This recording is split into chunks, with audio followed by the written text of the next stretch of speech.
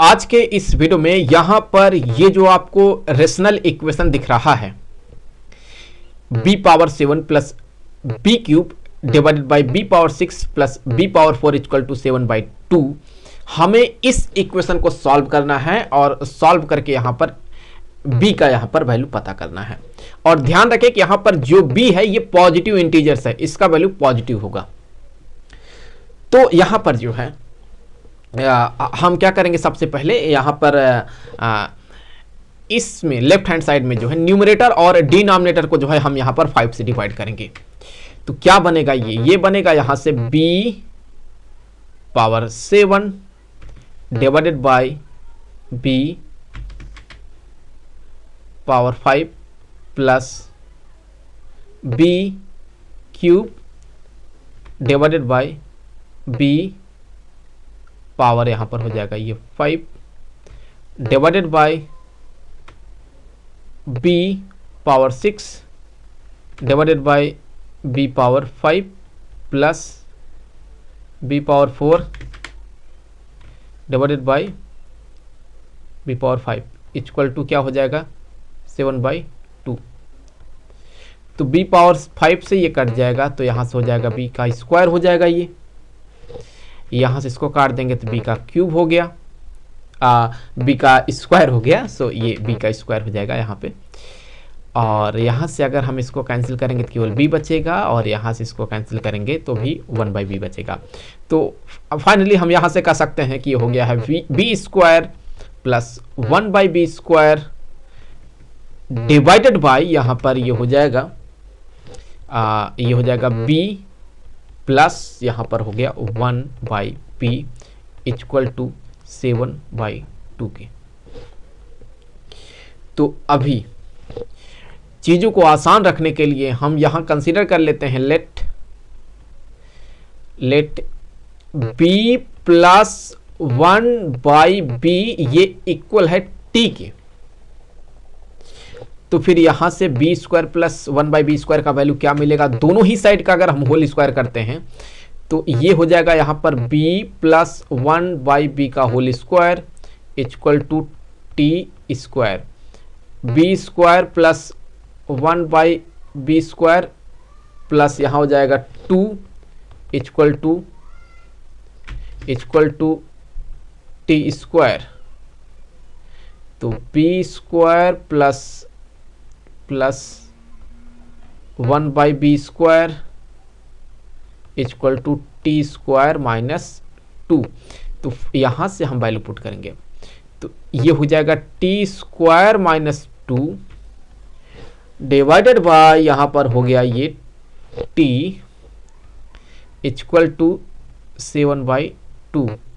तो 2t square minus 4 equal to 70।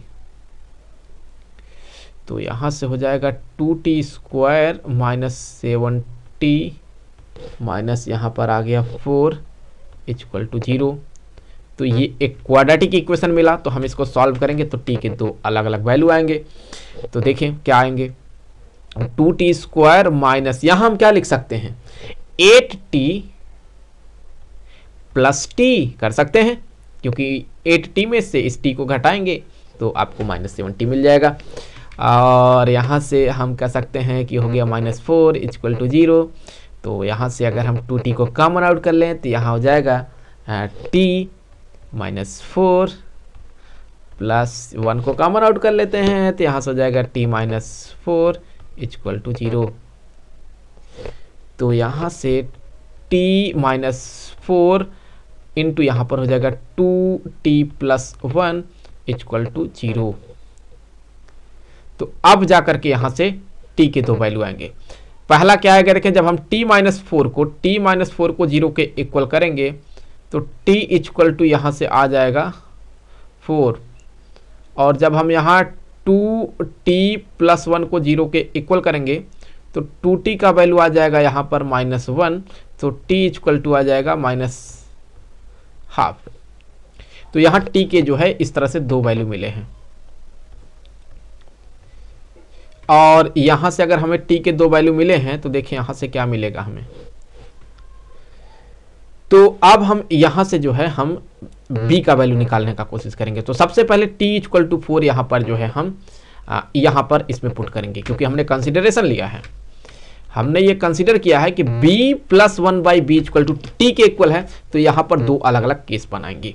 सो सबसे पहले जो है हम केस 1 में क्या करेंगे कि t का वैल्यू यहाँ पर हम 4 कंसीडर करके चलेंगे। तो यहाँ हो जाएगा यहाँ पर b plus 1 by B equal to 4,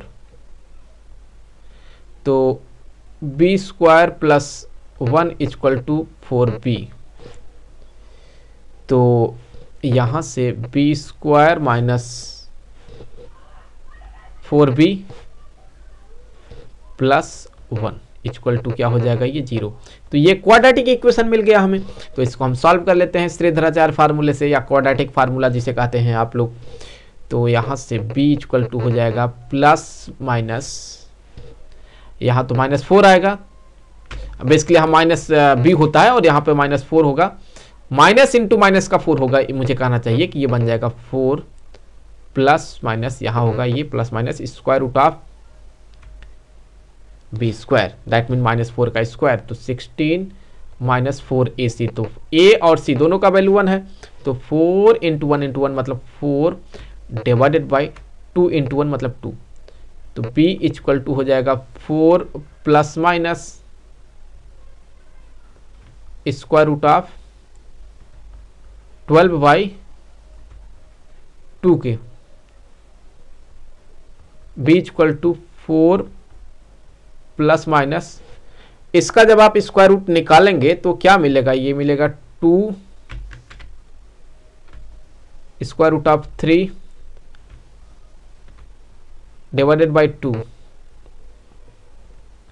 b equal to 4 by 2 मतलब हो जाएगा 2 प्लस माइनस ये हो जाएगा स्क्वायर रूट ऑफ 3। तो यहां से b के दो अलग अलग वैल्यू मिल जाएंगे। तो एक तो b इक्वल टू हो गया 2 प्लस स्क्वायर रूट ऑफ 3,